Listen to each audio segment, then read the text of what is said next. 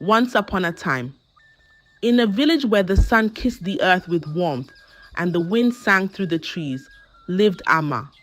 She was not just a girl, she was like a rare gem, shimmering with beauty and grace. Her skin glowed like the golden sun, and her eyes sparkled like the stars on a clear night.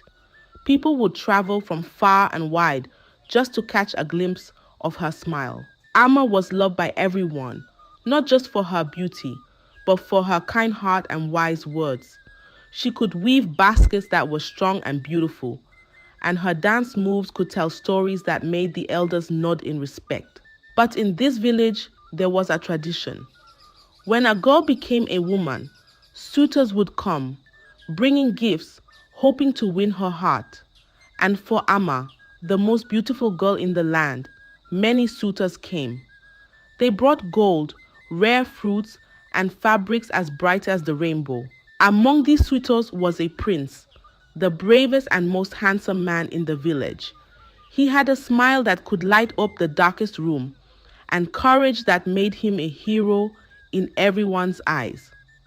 Amma's mother, a wise woman with eyes full of dreams, would often say, "Amma, my child, the prince is a good man. He will make a fine husband." But Amma, with a gentle smile, would shake her head. "Mother, my heart is not ready. I seek something different, something that even I do not understand yet." Her mother would sigh, a little worried but always trusting Amma's wisdom. Days turned into weeks, and weeks into months, and still, Amma did not choose any suitor, not even the prince. Each time Amma refused a suitor, the village buzzed with talk. "Why does she refuse them?" they asked. "What is she waiting for?" The elders would shake their heads, puzzled but patient. They knew Amma was not one to be rushed. Her decision, they believed, would come in its own time. But little did they know, the answer would come in a way none of them expected, changing Amma's life and the entire village forever. And so, the days flowed on like the river, steady and unchanging. Amma's beauty and spirit were like a beacon, drawing everyone to her, yet she remained like the moon, distant and enigmatic. Then, one faithful day, in the midst of a bustling market, when the village was alive with colors and sounds, a stranger arrived. He was not like the men of the village.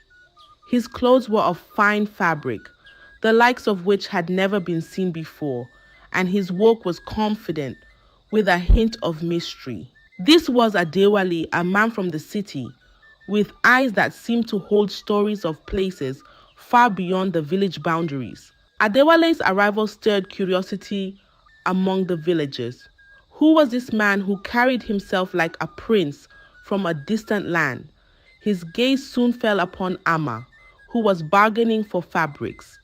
Their eyes met, and for a moment, the bustling market faded into a hush. Adewale approached Amma with a grace that was both commanding and gentle. "I have traveled many lands," he said, "but never have I seen beauty and grace such as yours." Amma, taken aback by his boldness, found herself intrigued. Here was a man different from all she had known, speaking of worlds she had only dreamed of. In the days that followed, Adewale became a frequent visitor to the village. He told tales of the city, where buildings reached the skies and lights danced through the night.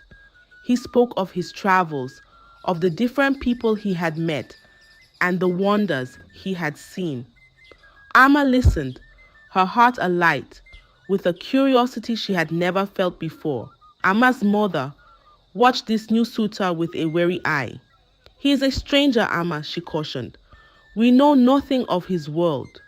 But Amma, captivated by the promise of a different life, felt a pull towards Ade that she could not resist. In a decision that shocked the entire village, Amma accepted Ade's proposal. They would marry and move to the city. The news spread like wildfire, and the village was abuzz with talk. "Amma is leaving us," they said. "She has chosen the stranger." On the eve of her departure, Amma stood under the starlit sky, her heart both heavy and hopeful. She was leaving behind everything she knew for a life unknown. It was a leap of faith into a future as mysterious as the man she was about to marry. Ama's journey to the city with Adewale was like stepping into a dream. The city was a tapestry of sounds, lights, and colors, buzzing with life at every corner. Buildings towered towards the sky. Streets were alive with people from all walks of life, and the air was filled with the scents of exotic foods and spices. Ama's eyes sparkled with wonder as she took in this new world, so different from her tranquil village. Adewale's house in the city was grand, with rooms that opened to beautiful views and walls adorned with paintings and artifacts. Ama felt like a queen in a palace, her days filled with new experiences and discoveries. Adewale showered her with affection, and for a while, everything seemed perfect. But as the novelty of city life began to fade, a different side of Adewale emerged. It started with small things, a harsh word here, an impatient gesture there.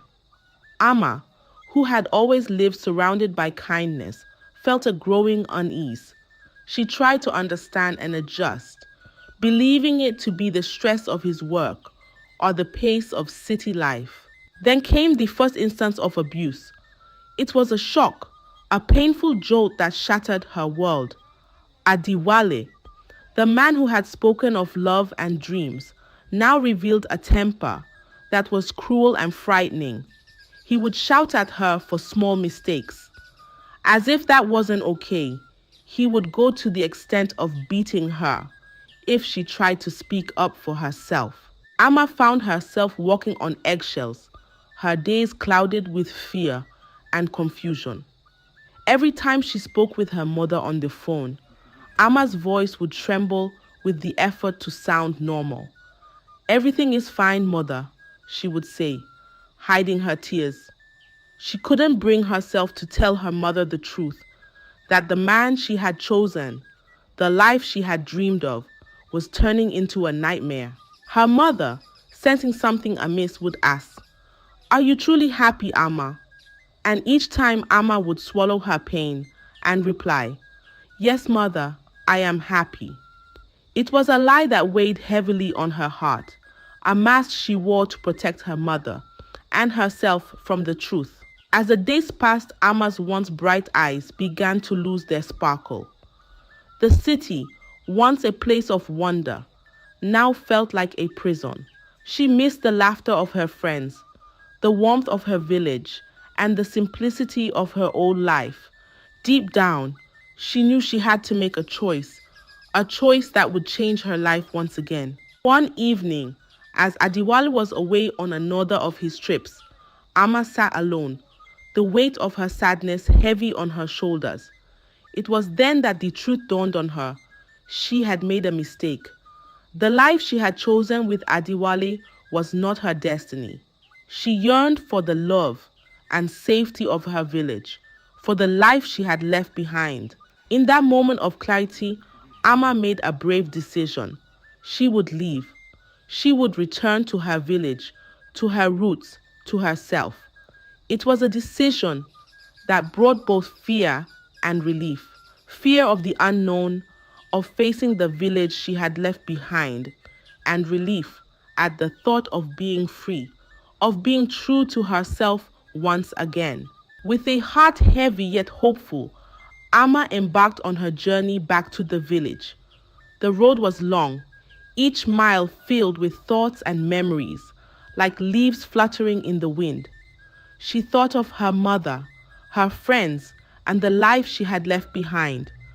Fear and uncertainty gnawed at her, but a stronger feeling pushed her forward, the longing for home. As she neared the village, her heart began to race. How would she be received? Would her mother forgive her? Would the village understand?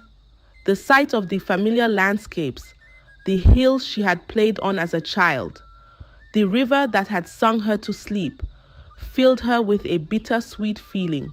When Ama finally stepped into the village, It was as if time had stood still. The same old baobab tree, the huts, the children playing in the dust, it all looked the same, yet she felt different. With hesitant steps, she made her way to her mother's hut. Her mother, seeing Amma, rushed to embrace her. The hug was warm and full of emotions: love, relief, pain, and forgiveness, all mingled together. Tears flowed freely as mother and daughter held each other, words unnecessary in the face of such a powerful reunion. Amma apologized, her words a mix of regret and hope.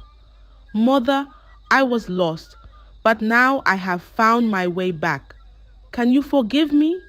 Her mother, with tears in her eyes, replied, My child, there is nothing to forgive. You are home, and that is all that matters. The villagers gathered around, their faces a mix of surprise and joy. Amma was back, the girl who had left to chase a dream and had returned to find her reality. She spoke to them, her voice steady, yet full of emotion, sharing her journey, her mistakes, and her learnings. And that is the end of Amma's tale. Now, what's the morals? You see, this story teaches us the importance of self-discovery, the value of embracing one's roots, and the strength found in community and forgiveness. It highlights that true contentment often lies in the familiar, and that resilience and learning from mistakes are key to personal growth and happiness. I hope you enjoyed the story. If so, please like the video and subscribe to the channel for more tales like this one. See you on the next one.